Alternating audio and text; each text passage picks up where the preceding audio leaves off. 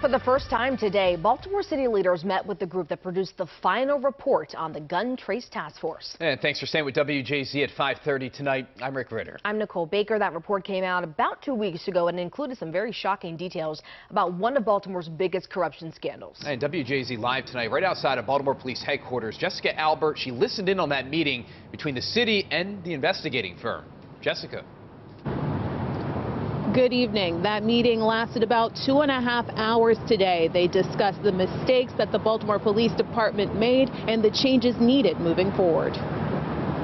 Baltimore's Public Safety and Government Operations Committee met with the firm that released the report on the Gun Trace Task Force Tuesday to discuss what was found. The report detailed a long history of corruption inside the Baltimore Police Department that allowed the crimes committed by the Gun Trace Task Force to happen. There was an accountability system within the department that was viewed as non-threatening. The report says members of the department turned a blind eye to some of the illegal activities of the task force because it was netting a high amount of arrests. That really is shocking, the way they felt they had impunity to abuse people in Baltimore, to violate their constitutional rights.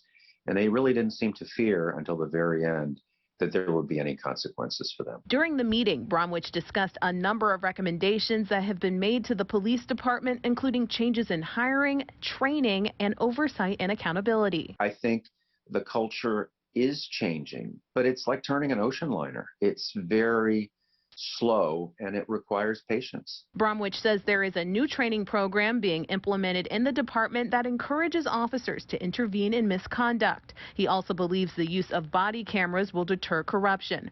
Bromwich says these recommendations should put BPD on the right track. Make these recommendations things that BPD can now look at and say, we can do that. It'll be hard, it may take some time, but we can do that. And Bromwich says that he doesn't want the public to be discouraged by what's in the report. He says that the reforms that are in place at BPD right now are promising, and he says it just needs to take some time for them to implement them. Reporting live tonight at 5:30, Jessica Albert for WJZ.